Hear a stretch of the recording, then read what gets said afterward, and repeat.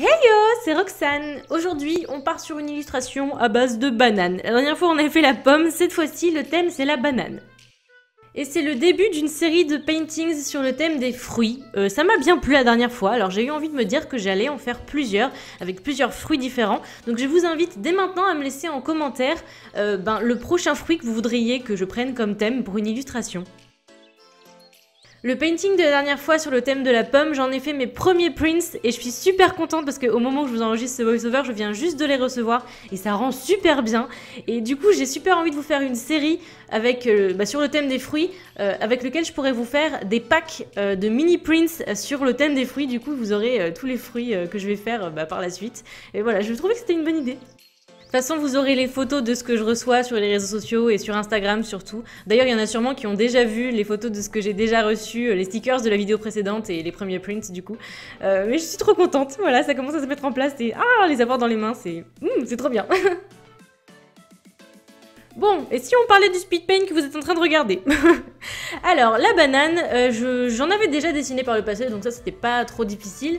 Mais ce qui a été plus compliqué, ça a été de faire les feuilles de bananier. Je n'en avais jamais dessiné, et ce sont des grosses feuilles avec une texture un petit peu particulière, avec des espèces de fibres. Et il a fallu que j'essaie de trouver un moyen de les représenter pour pouvoir y donner de la texture. Enfin, c'est une texture feuille qui est assez présente du coup dans la plupart des feuilles de végétaux. C'est juste que là, comme la feuille est très grande, c'est beaucoup plus visible. Donc voilà, j'ai vraiment eu envie d'essayer de donner de la texture à ces feuilles. Et ça a mis en avant aussi le fait que j'ai envie de travailler cet aspect-là maintenant de mes dessins, qui est l'aspect texture. J'ai envie de donner plus de texture à tout ce qu'il y en a en fait. Que ce soit les vêtements, les décors, les différentes textures qu'on peut retrouver en fait dans différentes matières. Après, le but ce n'est pas d'en mettre trop parce qu'après, voilà, ça fait quelque chose d'assez chargé, mais je trouve qu'il n'y en a pas assez dans mes dessins. Maintenant, je comprends un petit peu mieux les bases, l'éclairage, etc. Enfin, je maîtrise un petit peu mieux ce que j'ai voulu essayer d'apprendre avant et je peux passer à l'étape suivante en quelque sorte. Pour réaliser différentes textures, je pense que c'est assez intéressant aussi que j'essaie de tirer un petit peu plus parti des différents brushes que j'ai, parce que c'est vrai que je n'en utilise que très peu. Après, on n'a pas forcément besoin d'en utiliser énormément dans une illustration, et c'est important de savoir faire un dessin sans utiliser énormément de brushes, parce que sinon ça fait quelque chose d'assez chargé, et parfois ça peut donner quelque chose qui n'est pas très cohérent au niveau de la précision des détails et de l'équilibre du dessin.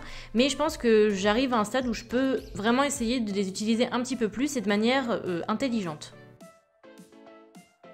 Pour les textures, il y a quelque chose qui serait intéressant que je fasse. Alors je ne sais pas si vous aimeriez le voir sur YouTube ou non, mais il y a un exercice qui consiste en le fait de faire des formes géométriques enduites, en quelque sorte, d'une texture et en faire plusieurs en fait avec différentes textures. Je sais pas si vous voyez vraiment ce dont je parle, mais on le voit souvent, il y a des gens qui en font des vidéos sur YouTube ou même en images, on en voit souvent sur internet. Et c'est un super bon exercice, ça je pense, pour étudier la réflexion de la lumière sur différentes textures justement. Voilà, donc dites-moi d'ailleurs en commentaire si vous aimeriez que je fasse cet exercice-là en vidéo. J'ai pas vraiment l'habitude de faire des choses pour m'entraîner en vidéo, mais si ça peut vous intéresser, dites-le moi. J'avoue que c'est le genre de choses que je rechigne souvent à faire parce que ça demande beaucoup de temps de faire des détails, de faire de la matière et de la texture, et je passe souvent très peu de temps sur une même zone. D'ailleurs vous le voyez peut-être dans les speed paints, mais je suis assez impatiente en fait, et il y a des gens qui se forcent à changer de zone pendant qu'ils sont en train de dessiner. Moi c'est l'inverse, c'est-à-dire qu'il faudrait que j'essaye de me dire que je passe plus de temps sur un même endroit, mais voilà, en gros ça pourrait être assez formateur je pense que de faire ça.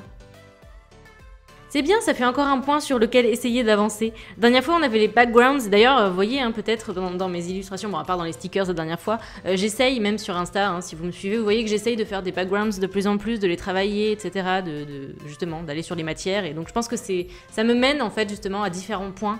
Et c'est vraiment super intéressant. Donc voilà, toujours dans l'avancement. Bon, on arrive à la fin de cette vidéo, j'espère que le speed paint vous a plu. Vous avez pas mal de petites choses à me laisser en commentaire finalement, si vous avez des idées, je suis ouverte aux propositions.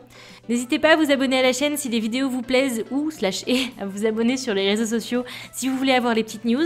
D'ailleurs, on a dépassé les 2000 sur YouTube, donc merci beaucoup, je suis trop contente.